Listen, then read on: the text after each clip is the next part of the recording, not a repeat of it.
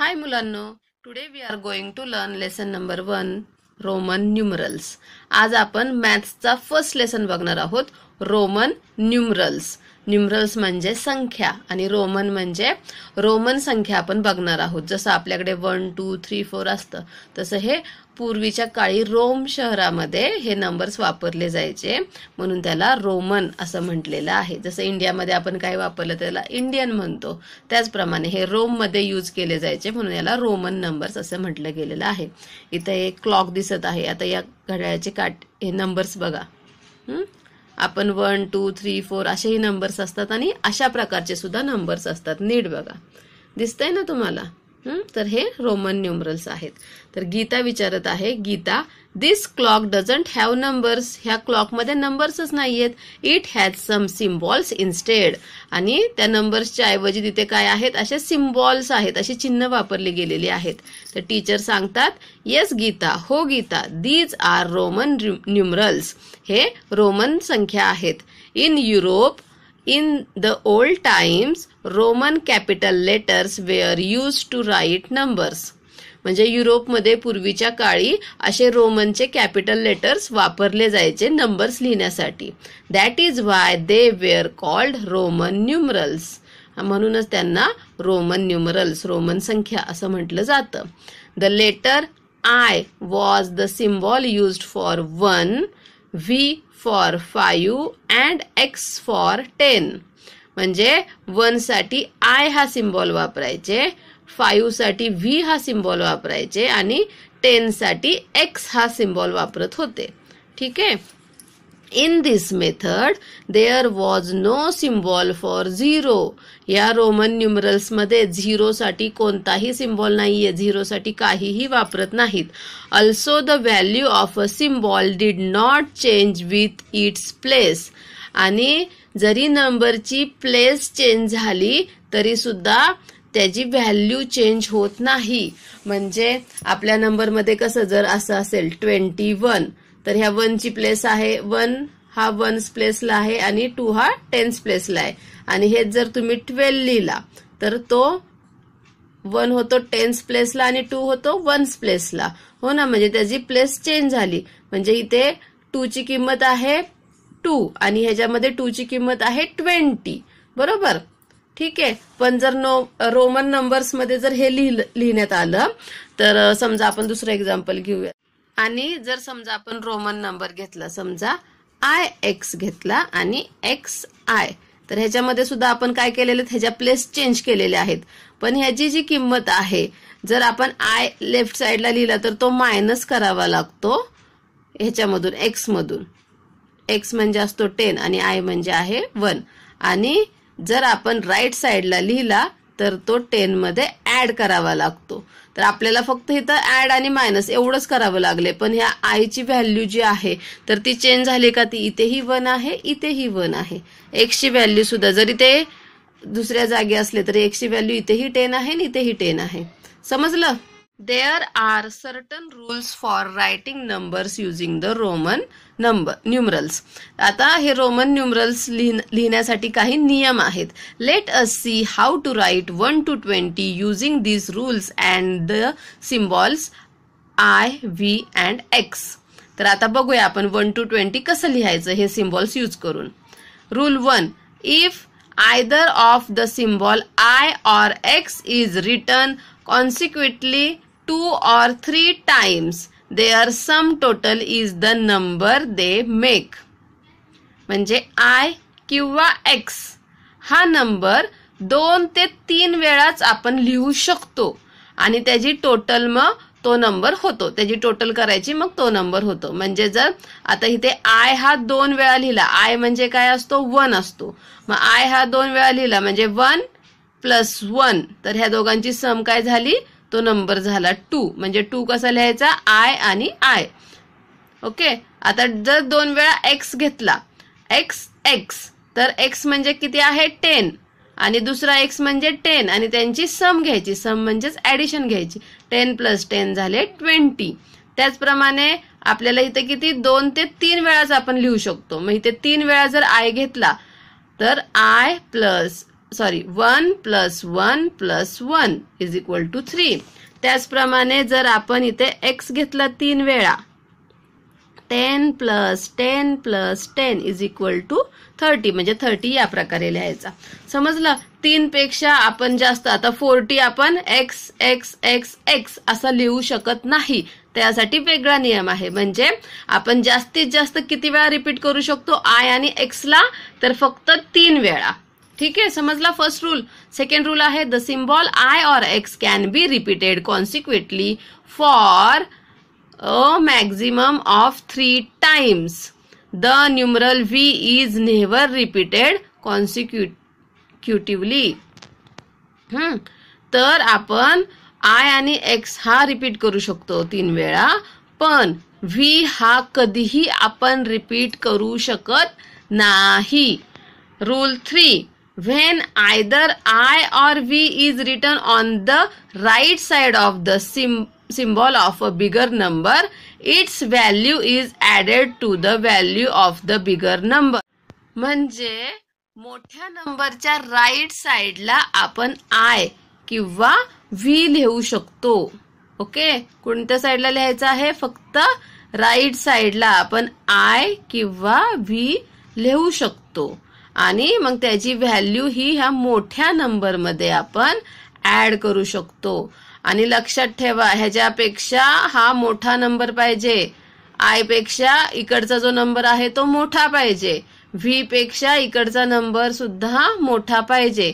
आणि जेव्हा असं असेल की आपण राईट साइडला लिहिलं आहे आणि लेफ्ट साइडचा नंबर मोठा आहे, त्यावेळेस आपण त्या दोन नंबरची ऍडिशन करायची. म्हणजे इथे बघा, आता व्ही म्हणजे 5 आणि आय हा राईट साइडला आहे म्हणून आपण तिथे ऍड केला. ठीक आहे, तर तो 1 ऍड केला की नंबर होतो 6. तर व्ही मध्ये 2 ऍड केला की तो नंबर होतो 7. व्ही म्हणजे 5, 2 ऍड केला की तो नंबर झाला 7. व्ही मध्ये 3 ऍड केले तर 5 + 3 8 होतात. एक्स आय, एक्स म्हणजे 10, आय म्हणजे 1, हे दोघं ऍड केले की हा नंबर झाला 11. एक्स म्हणजे 10, हा डबल आय म्हणजे 2, म्हणजे 10 + 2 झाले 12. एक्स आणि हा ट्रिपल आय आहे, 3 वेळा आय लिहिलाय म्हणजे तो आहे नंबर 3. एक्स म्हणजे 10 आणि ट्रिपल आय म्हणजे 3, हा नंबर झाला ऍडिशन करून 13. त्याचप्रमाणे एक्स म्हणजे 10, व्ही म्हणजे 5 आणि व्ही हा राईट साइडला आहे म्हणून आपण ऍड केला आणि तो नंबर झाला 15. एक्स आणि व्ही आय म्हणजे 6, म्हणजेच एक्स म्हणजे 10, व्ही म्हणजे 5, आय म्हणजे 1, म्हणजे हा झाला नंबर 16. आता हे राईट साइडला होते हे छोटे नंबर्स, म्हणून आपण काय केले ते ऍड केलेले आहेत. Rule 4, when I is written on the left side of V or X, then its value is subtracted from the value of V or X. तर आता जर हा I हा लेफ्ट साइडला लिहिलेला असेल तर त्याची व्हॅल्यू आपल्याला V किंवा X मधून सबट्रॅक्ट म्हणजेच मायनस करावी लागते. आता इथे बघा, आय व्ही, व्ही म्हणजे 5 आणि आय हा लेफ्ट साइडला लिहिल्यामुळे आपल्याला मायनस करावा लागेल. -1 = 4, म्हणजे 4 साठी आय व्ही हा सिम्बॉल वापरतात, रोमन नंबर वापरतात. आय एक्स, एक्स म्हणजे 10, आय हा लेफ्ट साइडला लिहिल्यामुळे -1 करावा लागणार आहे, त्याची व्हॅल्यू आहे 9. But the number 8 is not written as double I X. हा 8 नंबर हा असा डबल आय लिहित नाही. We have to think a little differentiately to write the numbers 14 and 19. आता 14 आणि 19 लिहिताना आपल्याला जरा वेगळा विचार करावा लागणार आहे. तर 14 हे लिहिताना 10, 14 म्हणजे काय झाला 10 + 1 + 1 + 1, म्हणजे 4 वेळा 1 जर आपण 10 मध्ये ऍड केला तर 14 नंबर होतो. पण म्हणून आपण 1 साठी 10 साठी एक्स सिम्बॉल वापरतो आणि 1 साठी आय हा सिम्बॉल वापरतो. पण इथे आय किती वेळा रिपीट होत आहे? 1 2 3 4. आपला जो फर्स्ट रूल होता की आपण फक्त 3 वेळाच आय रिपीट करू शकतो, म्हणून आपण इथे x + I + I I I असं लिहू शकत नाही. म्हणजे 14 ला आपण X I I I I असं लिहू शकत नाही, तर हे चुकीचं आहे. म्हणून 14 साठी आपण लिहिताना 14 म्हणजे 10 प्लस 4, 10 म्हणजे x आणि 4 म्हणजे IV, तर असा लिहितो. ठीक आहे. सिमिलरली 19 साठी सुद्धा तसंच वापरायचं आहे, 10 प्लस 9, आणि ते लिहिताना x म्हणजे 10 आणि ix म्हणजे 9 असं लिहायचं आहे. हे याच्यामध्ये एवढं सांगितलेलं आहे. Okay. Thus, to write the numbers from 1 to 20 in Roman numerals, we first distribute a given number into group of 10, 5 and 1 and then apply the rules given above. म्हणजे जर कोणताही नंबर दिला तर तो आपल्याला 10, 5 आणि 1च्या ग्रुपमध्ये लिहावा लागेल आणि मग त्याला तो नंबर अप्लाय करायचा. म्हणजे जसं की 12 लिहिताना 10 प्लस 1 प्लस 1. आता 1 इथे 2 वेळा रिपीट झालेला आहे तर ते अलाउड आहे, ते बरोबर आहे. म्हणून लिहिताना 10 साठी लिहायचा x आणि 1 साठी लिहायचा I आणि ह्या 1 साठी लिहायचा I. ठीक आहे. सिमिलरली 7 सुद्धा तसंच लिहायचं. 7 म्हणजे 5 प्लस 1 प्लस 1. 2 वेळा रिपीट करू शकतो. म्हणून लिहिताना कसं लिहिणार, 5 म्हणजे V, ह्या 1 साठी I आणि ह्या 1 साठी पण I. 18 लिहिताना 10 प्लस 5 प्लस 3. ओके, असं लिहू शकतो आपण. म्हणून 18 लिहिताना 10 साठी x, 5 साठी v आणि 3 साठी आपण I असं लिहू शकतो. ओके. चला आता आपण प्रॉब्लेम सेट सॉल्व्ह करूयात. Problem set 1. Write all the numbers from 1 to 20 using Roman numerals. Roman numbers वापरून 1 to 20 लिहायचे आहेत आपल्याला. तर आपण इथे नोटबुक वरती लिहूयात. तर 1 साठी काय वापरतात, तर I. 2 साठी 2 वेळा I, 2. 3 साठी 3 वेळा I.